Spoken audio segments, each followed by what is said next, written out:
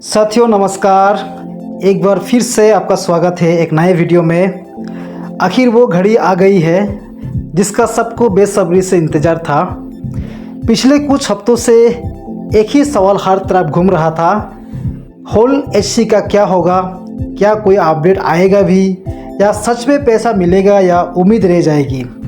तो दोस्तों तैयार हो जाइए क्योंकि अब वक्त आ गया है सच जानने का। अपडेट आ चुके हैं और इस बार बात कुछ खास है।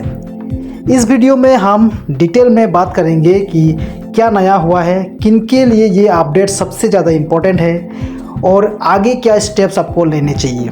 तो दोस्तों वीडियो को एंड तक ज़रूर देखिए क्योंकि हर सेकंड में छुपा है एक बड़ा क्लू।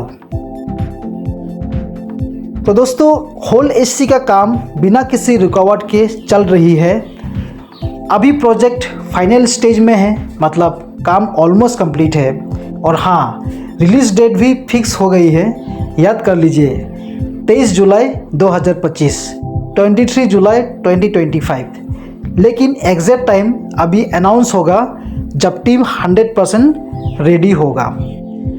आपका होल एचसी अब CES में कन्वर्ट होगा 1:1 रेशियो में, मतलब 1:1 रेशियो में। जी हाँ, 1 HC is equal to 1 CES। और जो डेट अनाउंस की गई है उसका मतलब 23 जुलाई के बाद आपका सारा होल HC कन्वर्ट हो जाएगा CES में। होल HC टोकन्स इतने ज़्यादा नंबर होने की वजह से सिस्टम को नए तरीके से फोर्क करना पड़ रहा है। ये मान के चलिए कि फोर्क का फाइनल स्टेज है।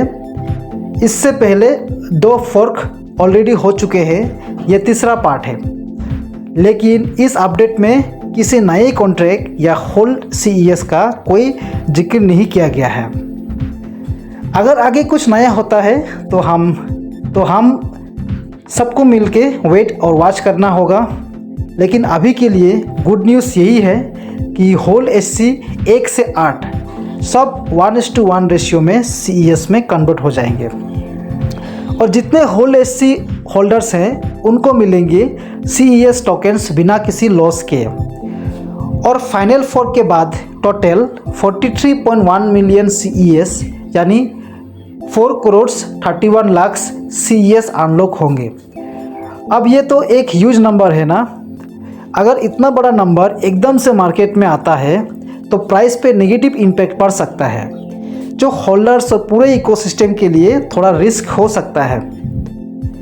इसलिए हेल्दी टोकेनोमिक्स बनाए रखने के लिए सिस्टम CES टोकन को Tier 1 एक्सचेंज में लिस्ट करने की तैयारी कर रहा है, जैसे बाइनेंस, बिटगेट, OKX, बाइबिट या कोई और top exchange.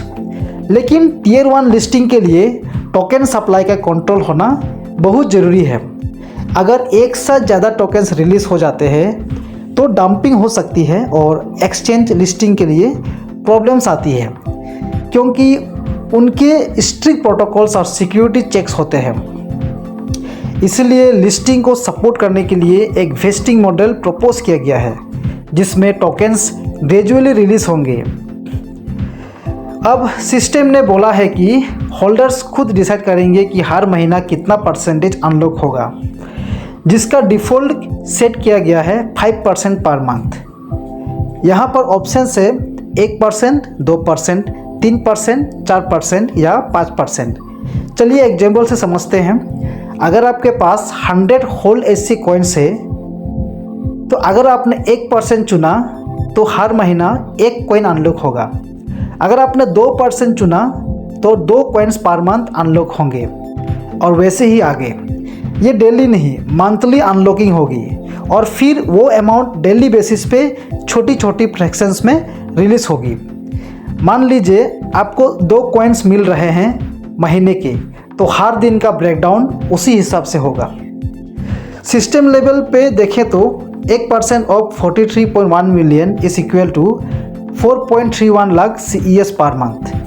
2% is equal to 8.62 lakh per month, 3% is equal to 12.9 lakh per month, 4% is equal to 17.2 lakh per month और 5% is equal to 21.5 lakh per month. मान लीजिए आपके पास 100 कॉइन्स है तो 1% पे हर महीना 1 कॉइन रिलीज होगा।